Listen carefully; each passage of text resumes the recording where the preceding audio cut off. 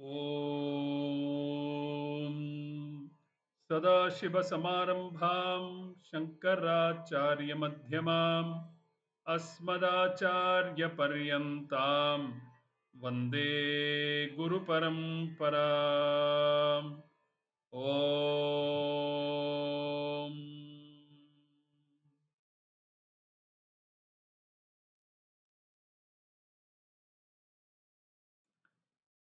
Namaste, all of you.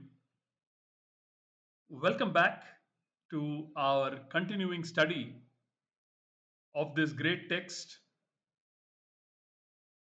Vivekachudamani, authored by the great Acharya Adi Shankaracharya and taught to us by our dear Guru Swami Paramarthananda.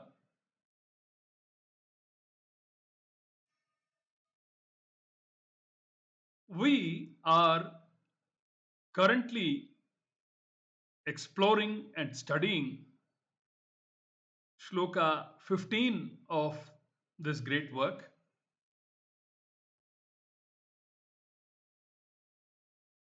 in which Adi Shankaracharya, for the time being, concludes the topic of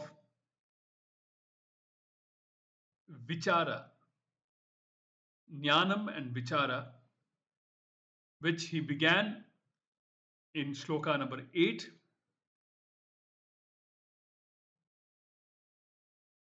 While concluding this topic,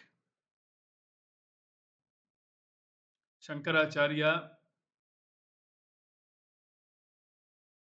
deals with an important aspect of our culture, and that aspect is who is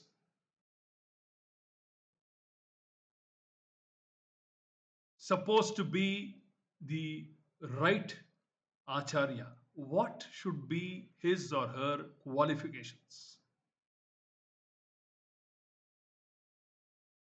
An acharya is considered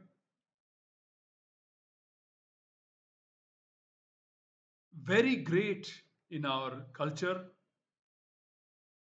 is given the primary position,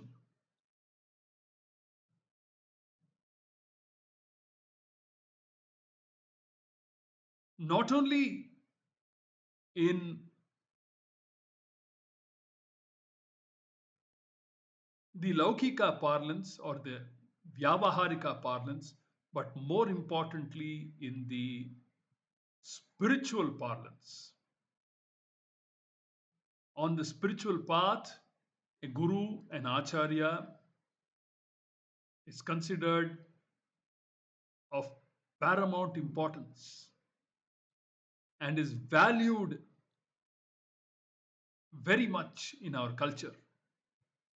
So Shankaracharya talks about what the qualifications of a spiritual acharya ought to be.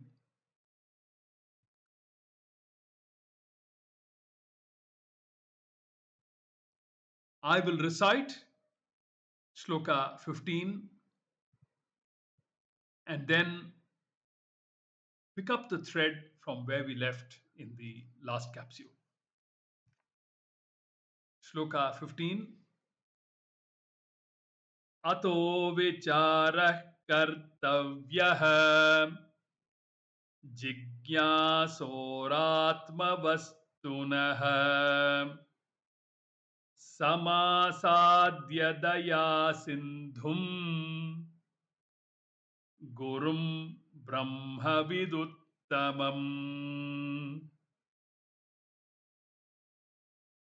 Hence, the seeker after the reality of the Atman should take to reasoning after duly approaching the Guru, who should be the best of the knowers of Brahman and an ocean of mercy.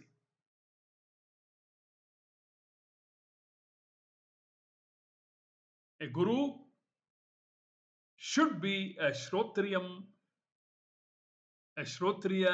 Brahmanishtha Acharya. Such a guru must be approached, duly approached, says Mundaka Upanishad. Samitpanihi Shrotriyam Brahmanishtam, it says. A Shrotriya Brahmanishtha Acharya is one who has come down this illustrious Guru Sishya Parampara. He is a Sampradaya with. He has learnt the subject matter, Vedanta, from his Guru and has also learnt the method by which this knowledge must be disseminated.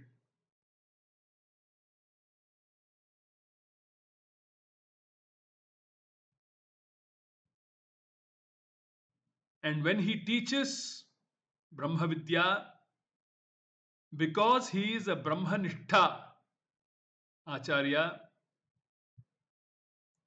he is not teaching about Brahman as removed from himself. He is teaching as Brahman.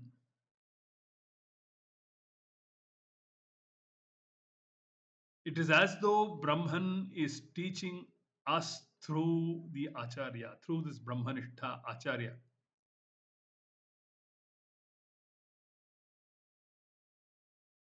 So high is this qualification expected of such a teacher. He must be a Shrotriya, he must be a Brahmanishtha. And then Shankaracharya said, he must be a Daya Sindhum, a Daya Sindhu,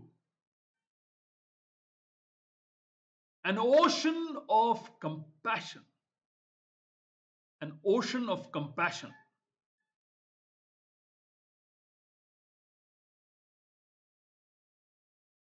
And must be, why must be, why must he be an ocean of compassion? That's what we were looking at in the last capsule. We will continue from where we left.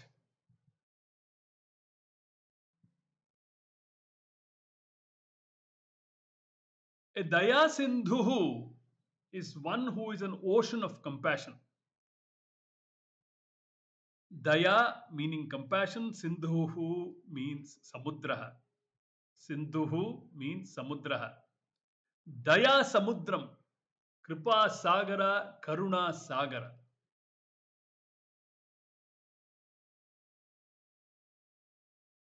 And why should he be a Karuna Sagara, a Daya Sindhu?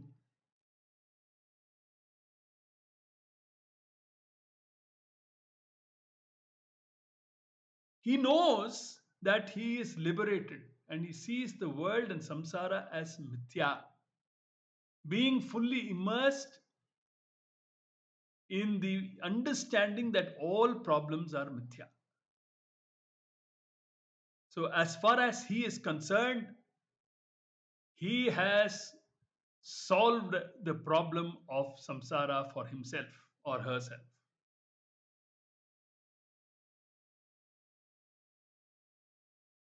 Although he has solved the problem, when guiding and teaching students, this fact that he has found the solution should not be openly expressed.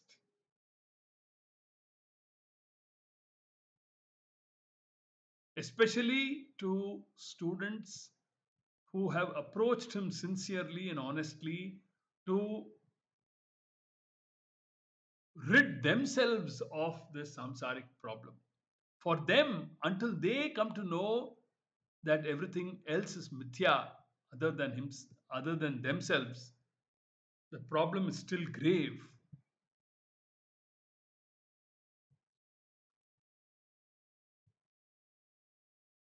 For them, samsara is a massive issue. Suppose the teacher just brushes aside the problem because in his vision it is not there. What will the student think? If the teacher dismisses the problem because he has resolved and dissolved it, what would the student's thinking be? This is the question we asked towards the end of the last capsule. The student might feel the teacher is not taking their concerns seriously. The student might feel that the teacher is not taking their concerns seriously.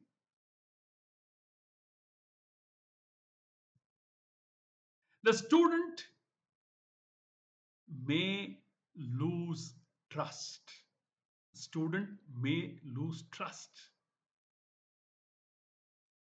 A very big responsibility rests on such a Shrotriya Brahmanishta Acharya. The student could think the teacher does not get me.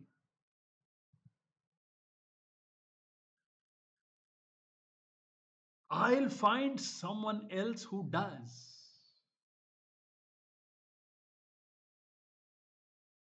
He might just walk away.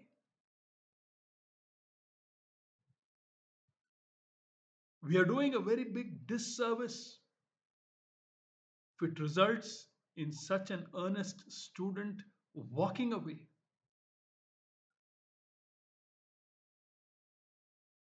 Therefore, the teacher should not reveal his understanding of the problem. Explicitly, he must not reveal.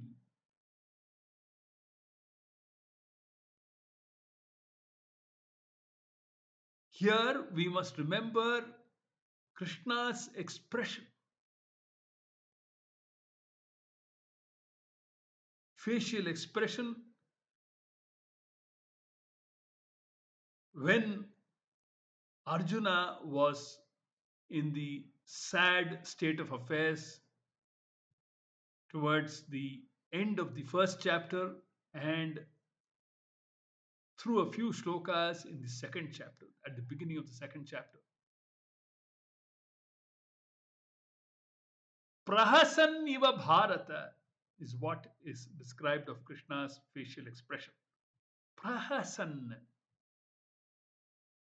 meaning with a gentle smile.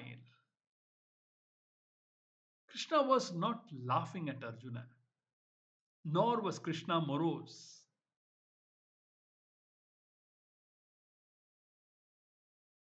If Krishna laughed away Arjuna's problems, then Arjuna would clearly feel that Krishna is not sympathizing or empathizing with him. And if Krishna himself was morose,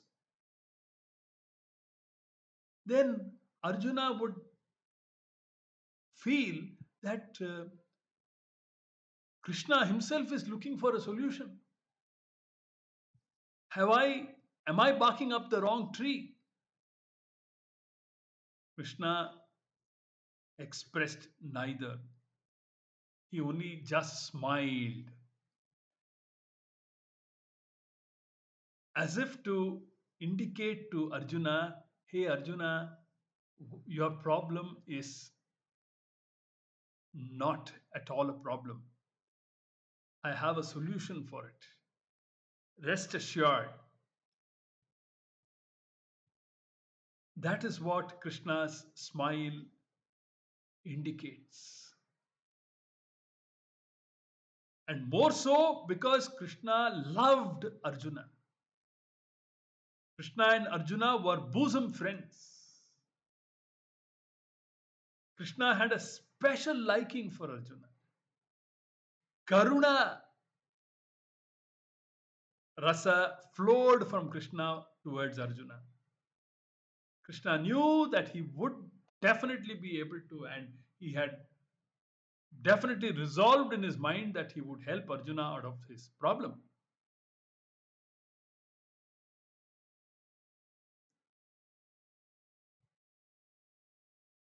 And so the teacher has a huge responsibility in not revealing that he has understood the problem of samsara.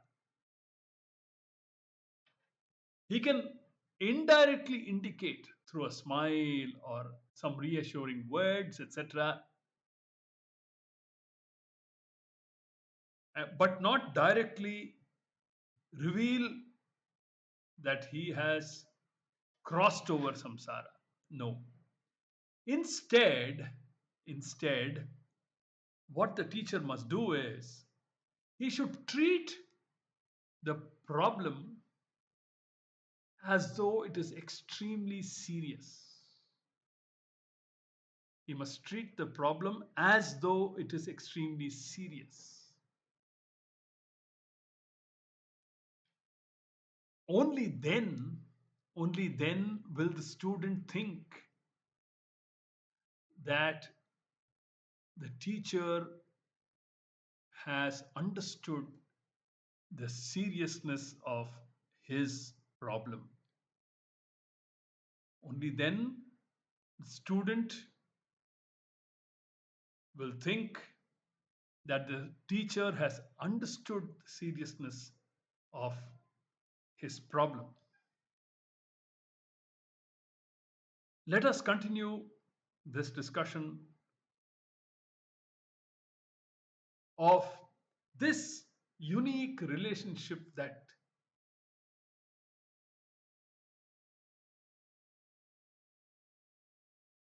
is depicted between the teacher and the student in the upcoming capsules and continue from there. Hari Om.